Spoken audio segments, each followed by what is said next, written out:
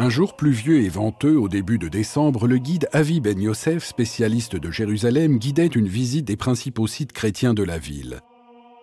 Le mont des Oliviers offre une vue panoramique de la muraille de la vieille ville et de la porte dorée. Selon la tradition judéo-chrétienne, la porte par laquelle le Messie rentrera dans Jérusalem. La porte a d'ailleurs été scellée par le sultan Suleiman Ier en 1541 pour tenter d'empêcher cet événement. D'ici, de nombreuses églises sont visibles sur les pentes du mont. L'église orthodoxe russe Sainte-Marie-Madeleine et l'église catholique Dominius Flevit.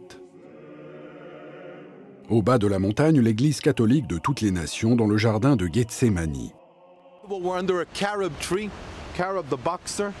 Nous sommes sous un caroubier par ici, qui est un symbole de vie et de fertilité. Pour les chrétiens, le jardin de Gethsémani est le lieu où Jésus est réellement devenu l'ultime sacrifice pour les péchés du monde. C'est là aussi qu'il est trahi par Judas Iscariote. À l'intérieur de l'église, un pan de roche où, selon la tradition, Jésus aurait prié avant son arrestation.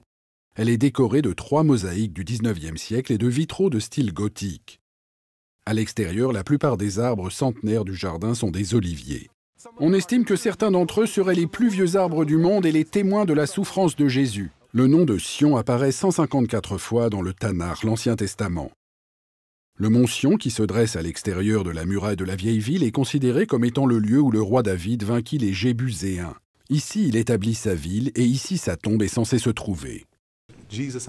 Jésus était un descendant de la dynastie de David. Il était originaire de Bethléem, de la même lignée, il y a donc une connexion essentielle. Plus haut dans le complexe se trouve la pièce où la scène est censée s'être déroulée. Le dernier repas de Pâques est pris par Jésus et ses disciples. L'idée est que l'Esprit Saint retombe sur les disciples et la région. Et c'est ici qu'ils ont commencé à répandre les idées du christianisme. Et la pièce comprend de nombreux détails importants. Les 14 marches ici symbolisent les 14 stations du chemin de croix, mais aussi les 14 générations écoulées depuis le roi David et jusqu'à Jésus, qui est un descendant de la lignée de David. Toutes les sectes chrétiennes de Jérusalem ont leur zone dans les sanctuaires du christianisme et dans l'église du Saint-Sépulcre, construite dans la vieille ville sur une colline qui dominait le marché romain. Les condamnés étaient crucifiés jour après jour. Ici, le public allait certainement les voir, le marché était un peu comme le centre commercial d'aujourd'hui. La population marchait le long du chemin, levant la tête, elle voyait les crucifiés. Venez à l'intérieur, je vais vous montrer. Vous voyez que Jésus a été crucifié sur la croix, en fait, juste ici. Nous voyons que les clous traversent les mains, ce qui est faux. En réalité, ce sont les poignets qui étaient cloués. Nous le savons parce que nous avons trouvé des traces de crucifixion où les corps étaient retrouvés dans cette position.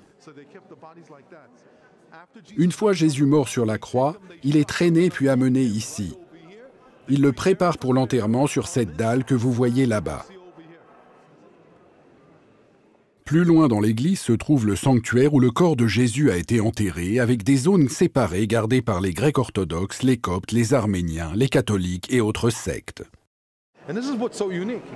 Et c'est ce qui est unique, voir toutes ces différentes congrégations prier en un lieu sur le site de la crucifixion et de la résurrection.